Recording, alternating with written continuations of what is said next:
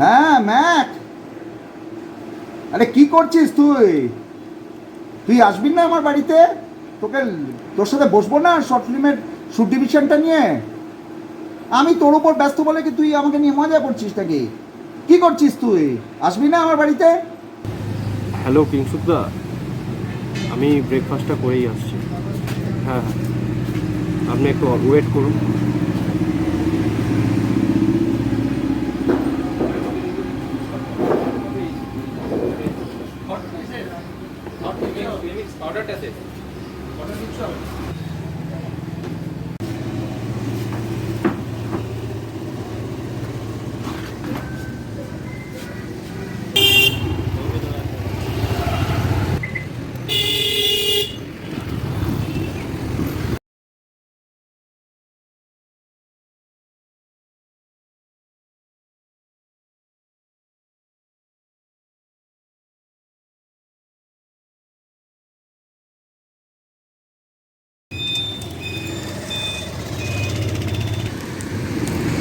আরে মেয়েটা তো আমার চেনা।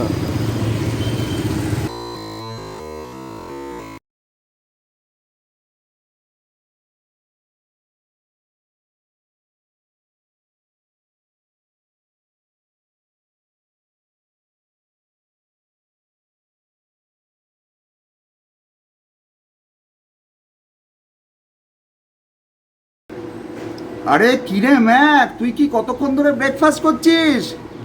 আমার তোরকে নিয়ে আর শর্ট ফিল্ম হবে না। তুই কি মানে তুই ব্যস্ত হয়ে গেছিস বলে তুই আমার শর্ট ফিল্মটা ঝোলাবি? আমি নয় একটা খুব একটা নাম করা লেখক নই এখনো, কিন্তু তোর কিংসুকদা তো নাকি? আমি তোর কিংসুকদা তো, আমি তো সেই পরিচিত কিংসুকদা তো। কি করছিস? কতক্ষণ ধরে ব্রেকফাস্ট করছিস? একটা প্রবলেম হয়েছে, একটা ঘটনা ঘটে গেছে, তো আসছি আমি। আর কতক্ষণ? আর 10 মিনিট। 10 মিনিট? আচ্ছা ঠিক আছে, 10 মিনিটের মধ্যে চলে আয়। আচ্ছা তোকে আমি 15 মিনিট দিলাম, তুই 15 মিনিটের মধ্যে চলে আয়, ঠিক আছে? 20 মিনিট? হ্যাঁ ঠিক আছে, রাখছি আমি। উফ, বাপ রে বাপ। ওরে আয় রে আয় রে, আর কতক্ষণ লাগাবি রে? চলে আয়। এই তো এসছে, গাড়ির সামনে দাঁড়িয়ে আছে।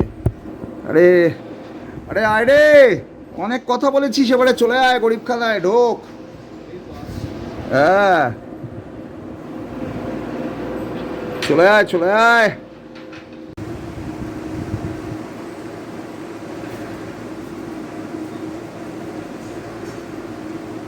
ও, তাহলে তুই এলি? হ্যাঁ, এতক্ষণে তুই কি মানে আমাকে কতক্ষণ ধরে ফোন করাচ্ছিস তুই? আর কিরকম বোকার মতো তাকিয়েছিস? তুই তো এত বোকার মতো তাকাস না ম্যাক। কি ব্যাপারটা বলতো আমাকে, তুই বলতো আমাকে, প্রবলেমটা কি? আমার একটা দাদা, হ্যাঁ, মনশ্রী। মনশ্রী তো তোর বান্ধবী, আমার সাথে হ্যাঁ, তোকে দেখা হয়েছে হ্যাঁ, মনশ্রীর। মনশ্রীর সাথেও একটু খারাপ ব্যবহার করছিল। একটু খারাপ? মানে ভালোই খারাপ ব্যবহার মানে করছিল। টোটোতে আসার সময়? হ্যাঁ হ্যাঁ, ওই লম্পট যে ছেলেটা আছে, হ্যাঁ লম্পট ছেলেটা আছে না, পাড়ার হ্যাঁ লম্পট ছেলেটা। হ্যাঁ, লম্পট দাদা। হ্যাঁ হ্যাঁ, লম্পট নাম দাদা। বলতে হবে না, নাম বলতে হবে না। মনশ্রীর সাথে খারাপ ব্যবহার করছিল? খারাপ ব্যবহার করছিল। মানে তুই টোটোর থেকে দেখেছিস? হ্যাঁ, টোটোর থেকে প্রায় হ্যাঁ। সামনেই ছিল। তো তুই তুই মনশ্রীকে কি বাঁচালি না তুই গিয়ে? তুই তুই পাড়ার দাদাকে চটাতে চাইছিস না? হুম, হ্যাঁ, হ্যাঁ কেন চটাতে চাইছিস না? তোর বান্ধবী, তোর কলেজের বান্ধবী, ইউনিভার্সিটিতে তো তুই পড়িসটি, ওই ইউনিভার্সিটিতেও পড়তো, তুই কলেজের বান্ধবী, 3-4 বছর আগের বান্ধবী। আমি মেয়েটাকে নিজে দেখেছি, অসম্ভব ভালো, আজকের প্রজন্মের মেয়ের পক্ষে অসম্ভব ভালো। এরকম ভালো মেয়েকে তো একটা মলেস্টেশন করছিল তো। হ্যাঁ, মনস্টেশন করছিল। তো তুই তুই বাঁচালি না তোর বান্ধবীকে? ওর কোথায় ওই তল্লাটে এই 1 কিলোমিটারের মধ্যে ওই তো চেনা একজন থাকতো, একজন চেনা লোক হয়ে তুই বাঁচালি না তোর বান্ধবীকে? কি করে? ছোট দেখছিস না বল? ওর অনেক হাত আছে, অনেক ডাইরেক্টর প্রডিউসার। তুই আমার দিকে তাকিয়ে কথা বল। ডাইরেক্টর প্রডিউসার অনেকজনের সাথে ওর হাতাহাত আছে, পার্টি পলিটিক্স ব্যাপার। ডাইরেক্টর প্রোডিউসার, সিনেমার, সিরিজের, সিরিয়ালের। তারপর ও আমাকে বলেছিল একটা কাজের সন্ধানও দেবে, কাজের সন্ধান মানে কোনো ডিরেক্টর প্রডিউসারকে দিয়ে। যত সব যে আমাদের প্রফেশনাল যারা আছে তাদের কন্ট্যাক্ট নেই, তারাও ভালো লোক, তারা এই পাড়ার লম্পট দাদার মতো নয়। হ্যাঁ, তুই এটা পাড়ার লম্পট দাদাকে তুই অবতার বানিয়ে রেখে দিচ্ছিস, দেবতা বানিয়ে রেখে দিচ্ছিস। সে প্রডিউসার ডিরেক্টরের খোঁজ তোকে দেবে, তাই তুই কোনো নাম করা প্রডিউসার ডিরেক্টরের সাথে কাজ পাবি, কাজ করবি। এমনি করলে হয় না। মনশ্রীকে তুই ফোন করেছিলি? না, ফোন করিনি। একটা ফোন করলে ভালো হতো। মনশ্রীকে ফোন না করে ভালো করেছিস। ঘটনাটা কতক্ষণ ঘটেছে? ঘটনাটা ঘটেছে প্রায় আধা ঘন্টা। শোন, আমরা শর্ট ডিভিশনে বসি, শর্ট ডিভিশন করার পর আমি তোকে একটা উপায় বলছি, মনশ্রীকে একটা ফোন কর। তোর একজন বান্ধবী, এত সুন্দর একটা সুশ্রী, একটা ভালো মনের মেয়ে, হেল্পফুল মেয়ে, কিভাবে আমায় হেল্প করেছিল তুই নিয়ে গেছিলি আমার মনে আছে। একটা এরকম মেয়েকে একটা লম্পট, একটা নো গুড একটা লোক এ করে, হ্যাঁ ফোন তুই করতেই পারিস, কিন্তু ও হয়তো ভাববে যে তুই জানলি কি করে। তোকে যদি সত্যি বলতে হয় তুই ছিলি অথচ আসলি, তখন ও কি মনে করবে? হ্যাঁ বুঝতে পারছিস ও কি মনে করবে? বুঝতে হ্যাঁ? পারছি। বুঝতে পারছিস তুই কি মনে করবে? তাহলে আমরা শর্ট ডিভিশনে বসি, তারপরেই বরঞ্চ ফোন করা যাক।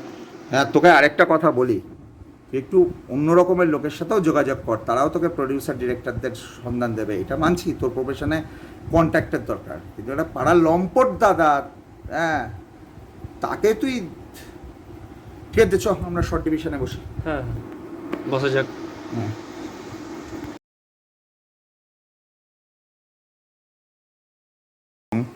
সিঁদুর ভরা বসন্ত রং বা সিঁদুরে ভরা বসন্ত রং এসএনবি এর আমাদের সিরিজ, যেটার প্রোমো আজকে যাচ্ছে, এটা 3rd এপিসোডের প্রোমো হবে।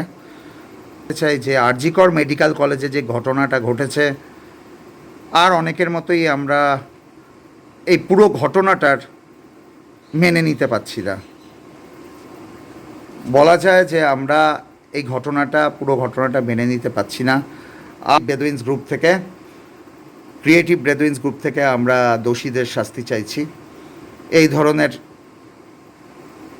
ক্রিমিনাল অ্যাক্ট, তাকে শাস্তি দেওয়াই উচিত।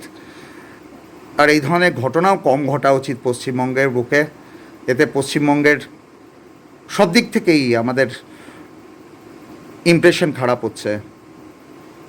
আমরা যারা গল্প লিখি, যারা অ্যাক্টিং করে, ইয়ং ছেলেমেয়েরা, তাদের ইমপ্রেশন খারাপ হচ্ছে এই ধরনের ঘটনায়।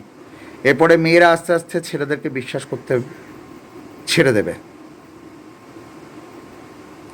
রাখছি এখন তাহলে, ভালো থাকবেন।